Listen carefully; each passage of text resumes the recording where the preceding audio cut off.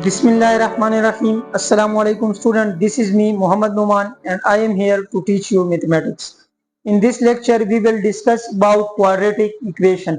लेकिन student quadratic equation को discuss करने से पहले हमने सबसे पहले जानना होगा कि एक्सप्रेशन किसे कहते हैं, इक्वेशन किसे कहते हैं, लीनियर इक्वेशन, और उसके बाद हम क्वाड्रेटिक इक्वेशन की तरफ आएंगे। फिर एक्सप्रेशन में स्टूडेंट्स आपके पास कांस्टेंट किसे कहते हैं, वेरिएबल किसे कहते हैं, कोफिशिएंट किसे कहते हैं, ये सारी बातें हम इस लेक्चर में डिस्कस करेंगे। तो फर्स्ट ऑफ ऑल स्टूडेंट्स आपके पास है एक्सप्रेशन। What is expression? आप मैथमेटिक्स में नेम सुनते हो एक्सप्रेशन का, वो चाहे मैथमेटिकल एक्सप्रेशन हो, अलजेब्रिक एक्सप्रेशन हो, न्यूमेरिकल एक्सप्रेशन हो, ये सारे आपके पास एक्सप्रेशन है। लेकिन इधर हम अलजेब्रिक एक्सप्रेशन की बात करेंगे। अलजेब्रिक एक्सप्रेशन स्टूडेंट्स आपके पास ये क्या है? ये जस्ट आपके पास स्टूडेंट कॉम्बिनेशन है, कॉम्बिनेशन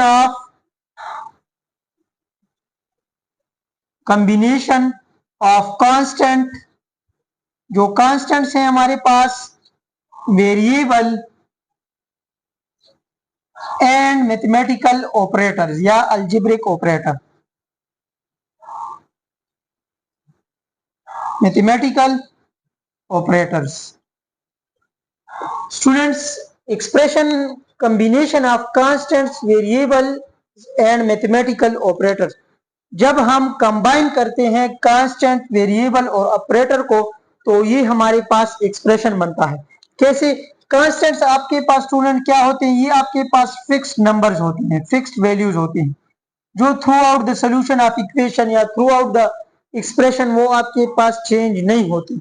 ये आपके पास इंडिपेंडेंट वैल्यू होती हैं। लेट्स से 0 से लेके अप टू सो ऑन, और नेगेटिव भी आपके पास हो सकते हैं। सारे रियल नंबर्स आपके पास हो सकते हैं। वेरिएबल स्टूडेंट्स आपके पास ए से लेके जेड तक सारे लेटर्स हो सकते हैं। Variable always refer to some kind of information. ये अननोन वैल्यूज को हम रिप्रेजेंट करते हैं, जो अननोन होते हैं उसको रिप्रेजेंट करते हैं हम एक लेटर से, और बाद में हम उस लेटर को फाइंड करते हैं। वेरिएबल अननोन को रिप्रेजेंट करने के लिए यूज होते हैं। And mathematical operators, operator students आपके पास plus, minus, multiplication and division. ये एडिशन, सब्ट्रैक्शन, मल्टीप्लिकेशन और डिवीजन को रिप्रेजेंट करने के लिए जो सिंबल यूज होते हैं, ये आपके पास ऑपरेटर है।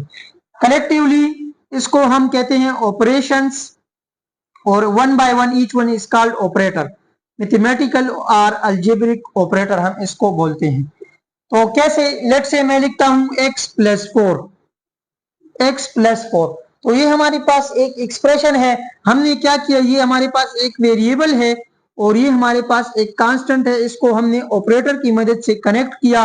तो जब हमने ऑपरेटर, कांस्टेंट्स और वेरिएबल को कनेक्ट किया, तो इसको हम क्या बोलते हैं? एक्सप्रेशन बोलते हैं, एक्सप्रेशन बोलते हैं। इधर आपके पास हर टाइप का वेरिएबल आ सकता है। लेट्स से ये एक्सप्रेशन आपके पास एक फ्रेज टाइप होता है, जो एक कंप्लीट मीनिंग कन्वे नहीं करता। लेट्स से मैं कहता हूं the sum of 3 and 2, sum of 3 and 2, ये एक फ्रेज मैंने बोला जो कंप्लीट मीनिंग नहीं दे रहा कि sum of 3 and 2 is equal to what. तो मैं इसको मैथमेटिक्स में लिखता हूं 3 प्लस 2। इधर मैंने सिर्फ कांस्टेंट को कनेक्ट किया ऑपरेटर की मदद से। तो जब हम कांस्टेंट को, वेरिएबल जिसमें इन्वॉल्व नहीं होते, तो इस टाइप के एक्सप्रेशन को फिर हम न्यूमेरिकल एक्सप्रेशन बोलते हैं या न्यूमेरिक एक्सप्रेशन बोलते हैं। लेकिन जब वेरिएबल इन्वॉल्व हो जाते हैं, तो ये हमारे पास अलजेब्रिक एक्सप्रेशन हो जाता है। हमारे पास लॉगरिथमिक एक्सप्रेशन भी है, एक्सपोनेंशियल एक्सप्रेशन भी है, सारे हमारे पास एक्सप्रेशन मौजूद है। लेकिन इधर हम अलजेब्रिक एक्सप्रेशन की बात करते हैं, जिसमें हमारे पास वेरिएबल इन्वॉल्व होता है। तो ये हमारे पास एक एक्सप्रेशन है। लेट्स से मैं कहता हूं the sum of 2 time of x and 4, तो लेट्स से 2x प्लस 4। तो 2x plus 4 is an expression, क्योंकि ये हमारे पास एक कांस्टेंट है, इसको हमने वेरिएबल के साथ कनेक्ट किया with the help of multiplication. इनके बीच में मल्टीप्लिकेशन है, इसमें डिवीजन ऑपरेशन भी यूज है, इस पर हम 1 लिख सकते हैं। और हमने इस कांस्टेंट को इस वेरिएबल के साथ भी कनेक्ट किया, इस टर्म के साथ एक ऑपरेटर प्लस की मदद से। तो ये भी हमारे पास एक्सप्रेशन है। स्टूडेंट्स, एक्सप्रेशन की समझ आपको आ गई होगी। अब हमारे पास इक्वेशन किसे कहते हैं? मैंने कहा कि एक्सप्रेशन आपके पास एक फ्रेज होता है, और इक्वेशन मैं कहता हूं कि आपके पास एक मैथमेटिकल स्टेटमेंट होता है। मैथमेटिकल स्टेटमेंट होता है which is always a true, ये एक ट्रू स्टेटमेंट आपके पास होता है। लेट्स से मैं कहता हूं 3 + 2 = 5। तो जब हम इसी एक्सप्रेशन को कंप्लीट सेंटेंस बनाते हैं, लेट्स से मैं कहता हूं सम ऑफ 3 and 2 = 5, तो ये अब आपके पास इक्वेशन बन जाता है। और equation always contain the sign of equality. ये आपके पास ऑलवेज जो है साइन ऑफ इक्वलिटी को कंटेन करेगा, इसमें इक्वल साइन आपके पास मौजूद होगा। ये आपके पास दो एक्सप्रेशन को रिलेट करता है, इक्वेट करता है। तराजू की तरह मिसाल होती है इसकी आपके पास, आप एक साइड पे जो करते हो वो आप दूसरी साइड पे भी करते हो, क्योंकि इसको बैलेंस आपने रखना होता है।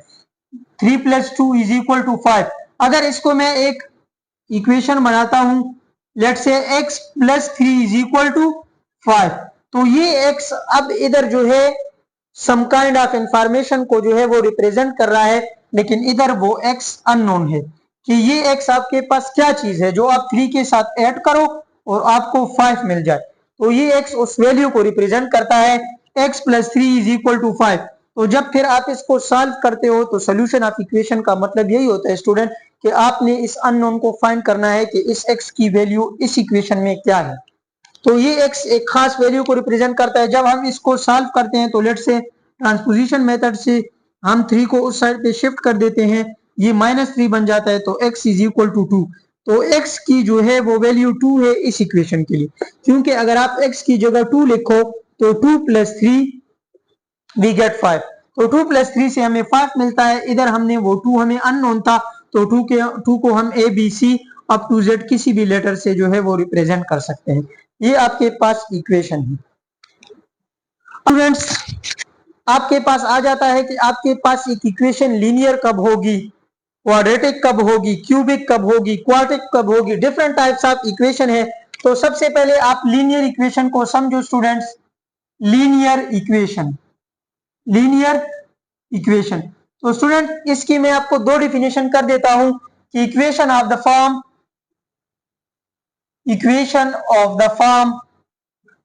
ax + b = 0। ये मैंने एक जनरल फॉर्म लिखी कि आपके पास x एक वेरिएबल होगा, उसके साथ एक कांस्टेंट मल्टीप्लाई होगा और प्लस एक कांस्टेंट होगा, = 0। ये इसकी स्टैंडर्ड फॉर्म है लीनियर इक्वेशन की। अगर आपके पास ये ए बी बिलोंग करते हैं रियल नंबर से और इसमें a ≠ 0, ये a 0 की इक्वल नहीं होगा।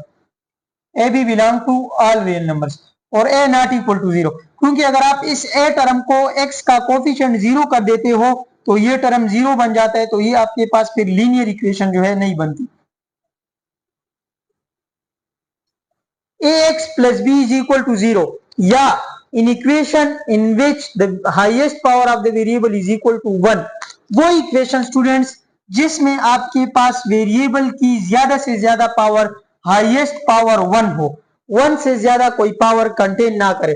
अगर एक एक्सप्रेशन में x³ लिखा हुआ है तो इसका मतलब है कि ये बेस इतने टाइम जो है खुद से मल्टीप्लाई हो रहा है, तो इसको हम ये एक्सपोनेंशियल ऑपरेटर है, इसका ये मतलब होता है। सिमिलरली लीनियर इक्वेशन वो इक्वेशन होगा, वेरिएबल आपके पास कोई भी हो सकता है, लेट्स से az² या az + b = 0। तो इसमें जो वेरिएबल है उसकी हाईएस्ट पावर क्या होगी, 1। लेट्स से मैं एक दूसरी इक्वेशन लिख लेता हूं, 2x + 3 = 0। तो स्टूडेंट्स ये आपके पास लीनियर इक्वेशन है। अब क्वाड्रेटिक इक्वेशन आप कैसे कहोगे स्टूडेंट्स? क्वाड्रेटिक इक्वेशन आप इसकी बहुत सी डिफिनेशन है, आप कह सकते हो polynomial equation of degree 2। Polynomial equation of degree 2, degree हम किसे बोलते हैं? एक इक्वेशन में वेरिएबल की हाईएस्ट पावर कितनी है, तो इसको हम बोलते हैं कि इस इक्वेशन की इतनी डिग्री है, इसकी डिग्री 1 है।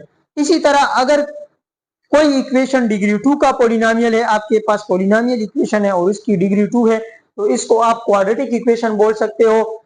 Let's say 2x² + 5x + 7 = 0।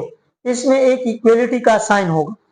और इसको आप ऐसे बोल सकते हो कि इन equation in which the highest power of variable is equal to 2, वो इक्वेशन जिसमें आपके पास वेरिएबल की हाईएस्ट पावर 2 की इक्वल होती है, उसको भी हम क्वाड्रेटिक इक्वेशन बोलते हैं। और the equation of the form, जो थर्ड डिफिनेशन है आपके पास, ये इसकी स्टैंडर्ड डिफिनेशन है कि equation of the form ax square plus bx plus c is equal to 0 where a, b, c belong to real number and a not equal to 0। अगर आपके पास इस टाइप की इक्वेशन है, a एक constant है, real number है, उसके साथ x स्क्वायर प्लस b एक कांस्टेंट है, x plus c is equal to 0, तो इस टाइप की इक्वेशन को हम क्वाड्रेटिक इक्वेशन बोलते हैं, क्योंकि इसमें वेरिएबल 2 है लेकिन जो हाईएस्ट पावर है वो 2 है, तो इसलिए हम इसको क्वाड्रेटिक इक्वेशन बोलते हैं। इधर इस कंडीशन का क्या मतलब है कि a नॉट इक्वल टू 0, क्योंकि स्टूडेंट्स अगर a आपके पास इस टाइप की इक्वेशन में 0 आ जाए, 0 बन जाता है, तो ये टर्म्स आपके पास, ये जो फर्स्ट टर्म है 0 multiply by anything we get 0, तो ये जो है आपके पास bx प्लस सी रह जाता है। तो bx प्लस सी स्टूडेंट्स ये आपके पास फिर लीनियर इक्वेशन बन जाता है, क्योंकि इसमें वेरिएबल की हाईएस्ट पावर क्या रह जाती है 1, तो ये फिर क्वाड्रेटिक इक्वेशन नहीं रहता, क्वाड्रेटिक इक्वेशन को डिफिनेशन को सेटिस्फाई नहीं करता, तो ये फिर आपके पास लीनियर इक्वेशन बन जाता है। इसलिए फिर अगर a जिस इक्वेशन में 0 होता है तो इसको हम क्वाड्रेटिक इक्वेशन नहीं बोल सकते। स्टूडेंट्स आज के लिए इतना काफी था। अगर आपका कोई भी क्वेश्चन हो तो आप कमेंट्स में कर सकते हो। इंशाल्लाह इससे नेक्स्ट वीडियो में हम डिस्कस करेंगे कि सोल्यूशन ऑफ इक्वेशन किसे कहते हैं और क्वाड्रेटिक इक्वेशन को हम कितने मेथड से सॉल्व कर सकते हैं, हम इसकी सोल्यूशन हम कैसे फाइंड कर सकते हैं।